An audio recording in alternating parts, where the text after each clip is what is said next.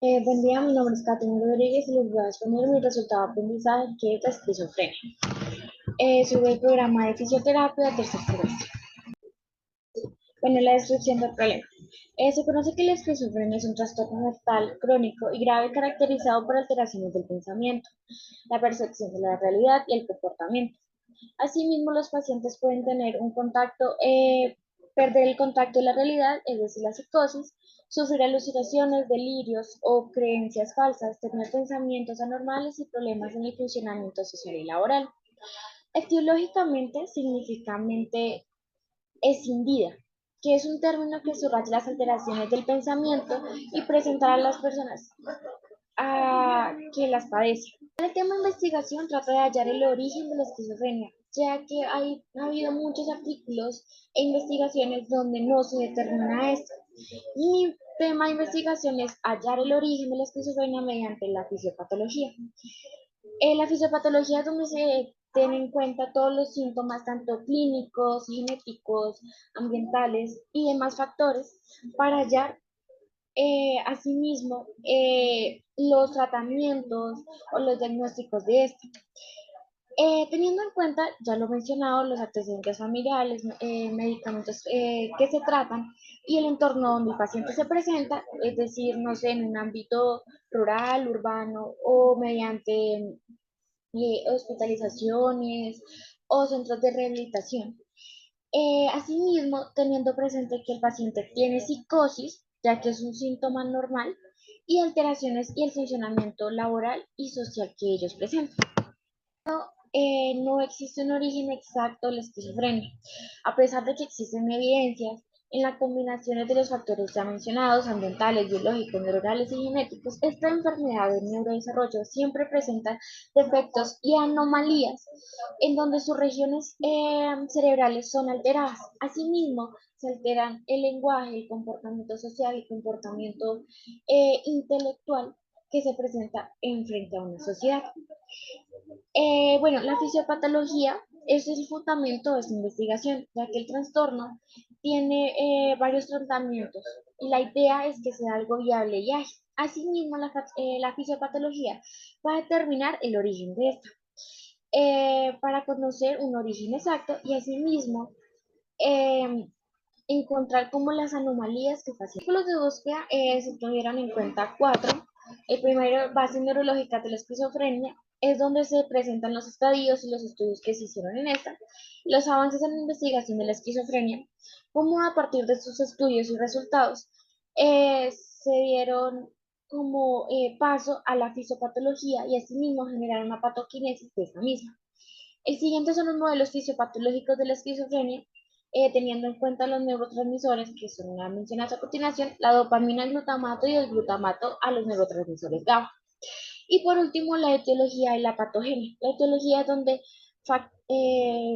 se conoce el factor o se determina, por decir así, un supuesto origen de esta misma patología. Bueno, la pregunta de investigación, es posible que mediante la fisiopatología hallar el origen del trastorno mental. Objetivos generales y específicos. El objetivo general tenemos dos, que es determinar mediante la patoquinesis la fisiopatología de la esquizofrenia. Y dos, mediante los resultados de investigación que hicieron los autores de los anteriores artículos mencionados, determinar el agente ambiental y social de la esquizofrenia. Objetivos específicos es identificar los desbalances de los neurotransmisores GABA y cómo afecta esto en el trastorno. Y segundo, clasificar los estadios de la esquizofrenia e identificar cómo repercuten en el ámbito sociolaboral. El marco teórico. Como se sabe, existen varios estudios y varias investigaciones acerca de los avances y hallazgos de esta misma. Como se sabe, el origen de la esquizofrenia no se conoce con certeza. Asimismo, como ya he mencionado, existen varios factores e combinaciones genéticos, neurobiológicos y ambientales que contribuyen a este trastorno. Asimismo, las alteraciones del cerebro se ha manifestado que en los últimos años se puede considerar como una una enfermedad del neurodesarrollo. La se ve en las vías cerebrales relacionadas al glutamato, la serotonina, la noradrenalina y la acetilcolina. Estas son compatibles en las alteraciones de desarrollo cerebral de un estadio temprano. Bueno, estos estudios básicamente van relacionados al funcionamiento del cerebro. ¿Qué pasa? Esos neurotransmisores ya mencionados son los encargados de hacer las conexiones para hacer un buen funcionamiento Es decir, sonará un poco feo, pero son eh, el desarrollo que sería llevar a cabo de una persona normal. Estos pacientes que tienen esquizofrenia, falla esa conexión, esos neurotransmisores no hacen la conexión que debería y asimismo presentan las alteraciones durante el desarrollo. Tenemos una predisposición genética que se basa en los antecedentes familiares, asimismo con la condición de los genes y la transformación de los cromosomas, que juegan un papel importante en la génesis del trastorno. Asimismo, se conocen otras alteraciones moleculares que son los neurotransmisores, que ya se mencionaron, como la serotonina, la dopamina y el glutamato. Bueno, eso también, la esquizofrenia tiene también un precursor, que es el consumo de sustancias tóxicas. Así como la esquizofrenia es asociada a un consumo natural de cannabis, o una droga que se utiliza durante la adolescencia, que asimismo incrementa el riesgo de la esquizofrenia.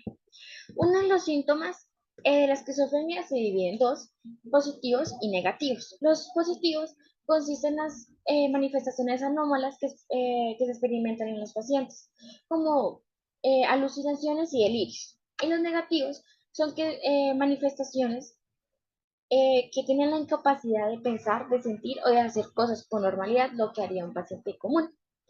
Esas mismas comienzan a alejarse de la sociedad y asimismo eh, tienen una dificultad en las áreas de Broman, es decir, que no pueden comprender el lenguaje, asimismo no pueden comportarse en un ámbito social, ya que comienzan en sus episodios de alucinaciones y demás.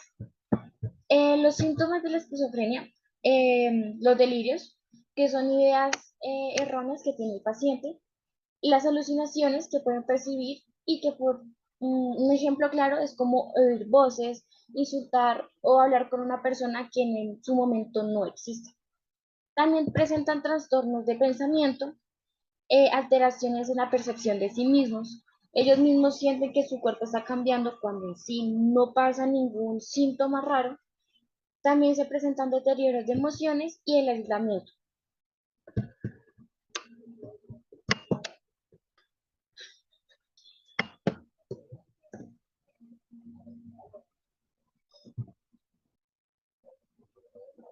Bueno, en esta imagen tenemos la fisiopatología, en donde tenemos los importantes neurotransmisores, donde se señala los genes posibles que se involucran en esta, que desarrollan la esquizofrenia como variaciones en la funcionalidad del cerebro. Asimismo, la regulación, la excitabilidad y la plasticidad neuronal con el desarrollo. Bueno, el cronograma, esta investigación se basó en 3 semanas.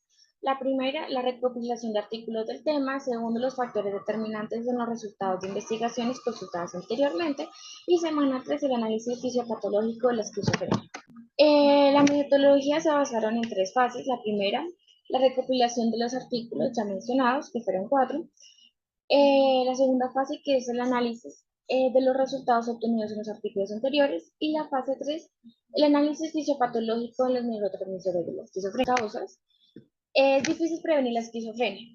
En todo caso, aunque los factores genéticos no pueden modificarse y sí pueden más bien evitarse que su comportamiento sea una desfavoración a su aparición y el consumo de cannabis, especialmente durante la adolescencia. Su diagnóstico: se sabe que no existe una prueba definitiva en la que se evidencia la esquizofrenia, pero se realiza un diagnóstico basándose en una evaluación de historial en las personas y su sintomatología. Asimismo, la esquizofrenia puede durar más o menos entre 6 meses y asociarse a un deterioro significativo del trabajo, los estudios y el desarrollo social.